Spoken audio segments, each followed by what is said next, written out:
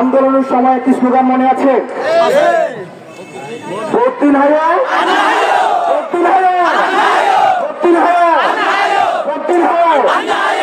আমাদের দেশ হবে সুখী সমৃদ্ধ চাঁদাবাজ মুক্ত দুর্নীতি মুক্ত একটি বাংলাদেশ।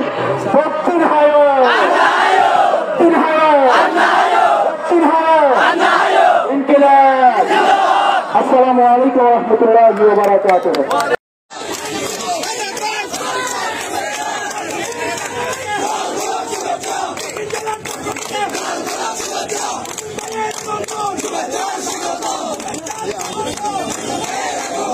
আসসালামু আলাইকুম ওয়া রাহমাতুল্লাহি ওয়া বারাকাতুহু।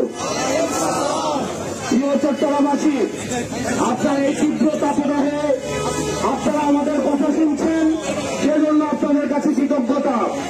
আমরা আপনাদের কাছে নতুন বাংলাদেশের বার্তা নিয়ে এসেছি।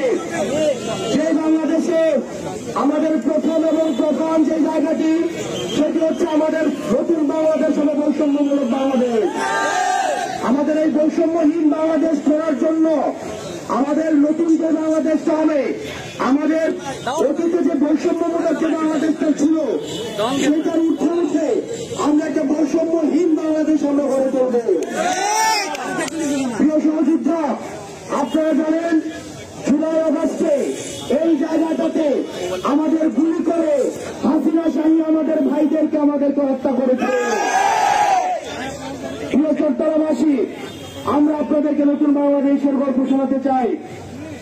আপনারা যারা নতুন বাংলাদেশ আপনাদেরকে নিয়ে আমরা গর্ব, সেই বাংলাদেশে আমরা রাষ্ট্রের প্রত্যেকটা প্রতিষ্ঠানকে আমরা জবাবদিহিতার মধ্যে নিয়ে আসতে পারব। আমাদের সামনে আমাদের পুলিশ ভাইরা রয়েছে, পুলিশ ভাইদের উপরে অনেকেই বিরক্ত, কিন্তু পুলিশকে কারা ব্যবহার করেছে তাদেরকে নিয়ে কেউ কথা বলে না।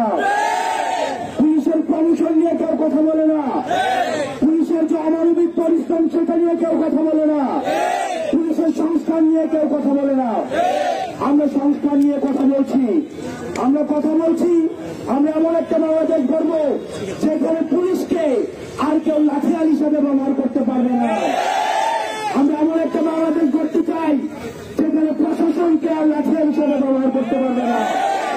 আমরা এমন একটা বাংলাদেশ গড়তে চাই যে বাংলাদেশে ওসিকে এবং ইউনিকে দাঁড় করিয়ে সাক্ষ্য রেখে কোন মিড-নাইট ইলেকশন প্রচলিত হবে না, কোন দামি ইলেকশন প্রচলিত হবে না। আমাদের সরকারি কর্মকর্তা এবং কর্মচারী যে ভাইরা রয়েছেন, আমরা আপনাদেরকে আহ্বান জানাবো, আপনারা কোন সরকারের